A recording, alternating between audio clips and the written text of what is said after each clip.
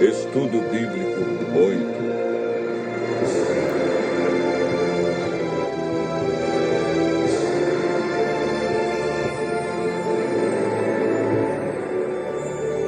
O milênio.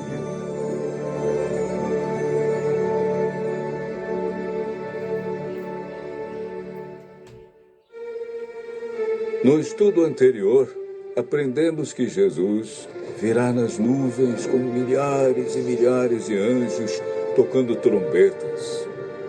A Bíblia diz que ele vem de maneira visível, literal, e que todo olho o verá. Aprendemos que por ocasião da volta de Jesus, haverá 4 classes de pessoas na terra. A primeira é composta pelos justos mortos, que farão parte da primeira ressurreição. A segunda classe é dos justos vivos, que serão transformados e levados para o céu juntamente com os ressuscitados. A terceira classe é formada pelos ímpios mortos, que permanecerão na sepultura. A quarta classe é a dos ímpios vivos, que serão mortos pelo resplendor da glória de Cristo.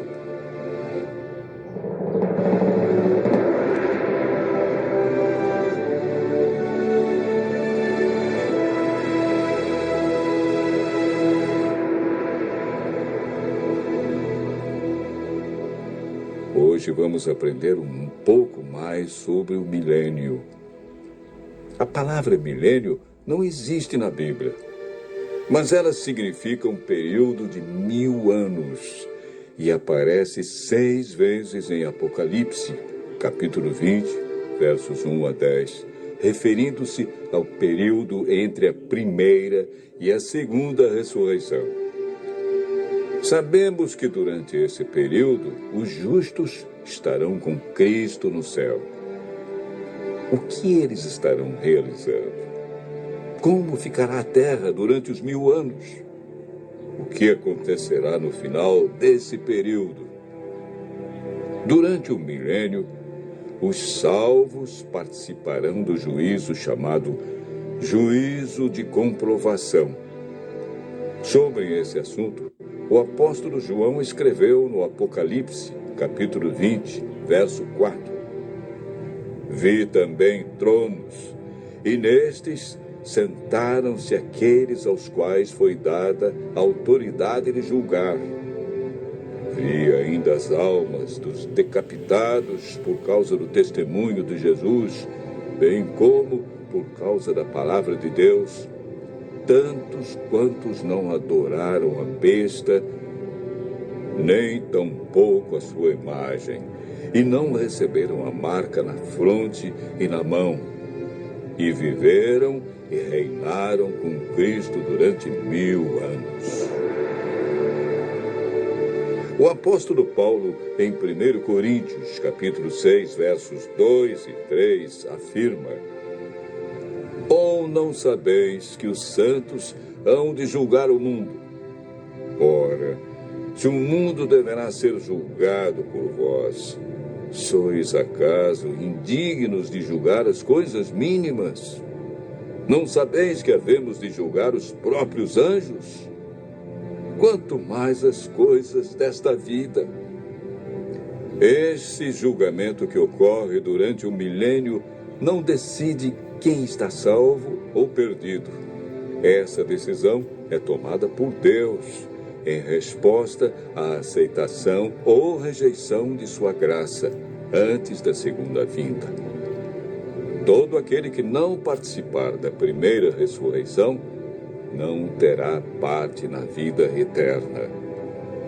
Esse julgamento no qual os santos participam tem o propósito de responder a qualquer questão que os justos possam ter sobre a razão pela qual os ímpios se perderam, confirmando o veredito de Deus sobre eles.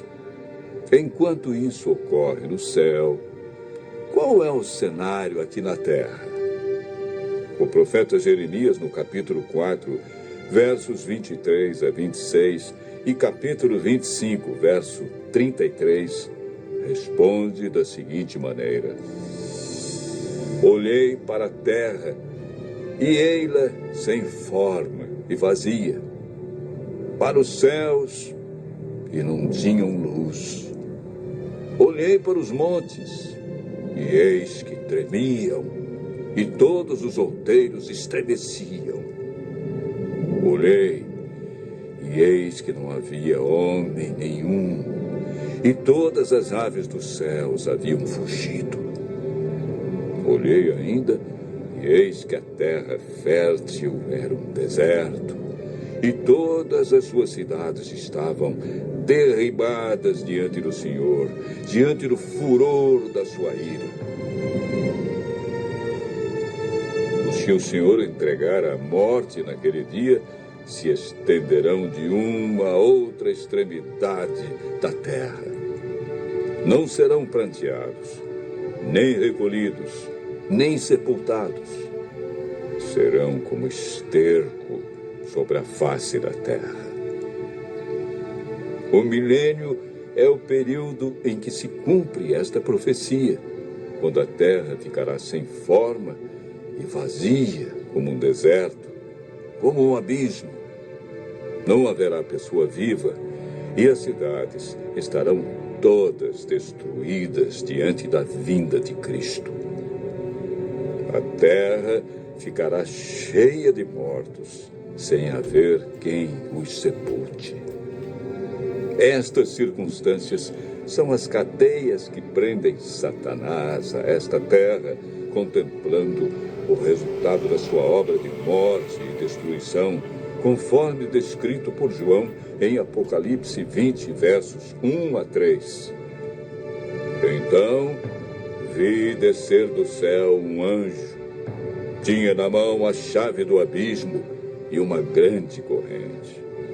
Ele segurou o dragão, a antiga serpente, que é o diabo, Satanás, e o prendeu por 1000 anos. Fechou e pôs selo sobre ele, para que não mais enganasse as nações, até se completarem os 1000 anos.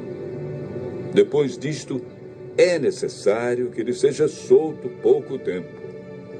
Após os 1000 anos, ocorre a segunda ressurreição.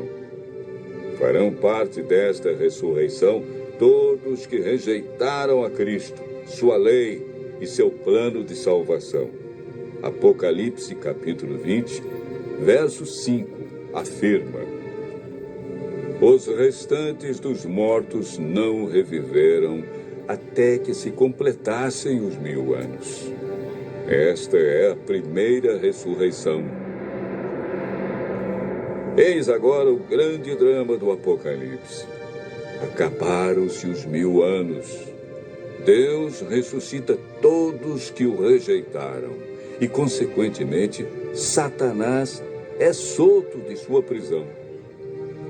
Apocalipse, capítulo 20, verso 3, diz que, depois disto, ou seja, depois do milênio, é necessário que ele seja solto pouco tempo.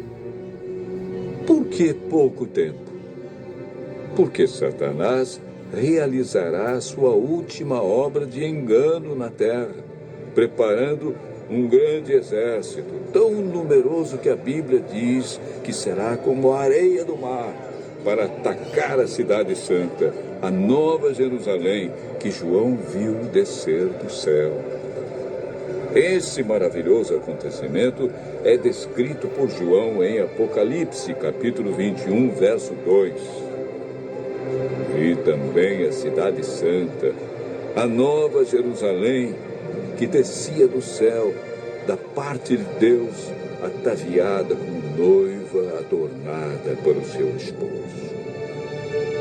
Enquanto isso, Satanás reúne seu grande exército. Ele tem milhões de pessoas que foram ressuscitadas na segunda ressurreição.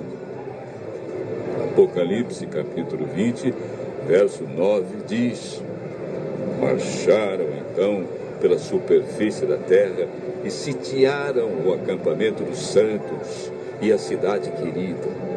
Desceu, porém, fogo do céu e os consumiu. O fogo que destruirá Satanás e os ímpios purificará a terra da poluição do pecado. Deus banirá para sempre a tristeza, a dor e a morte. Os justos, então, receberão as boas-vindas para o seu novo e eterno lar. Nunca mais pecado, e nem pecadores, dor, sofrimento ou morte. Continue ouvindo a voz de Deus e se preparando para um novo céu e nova terra,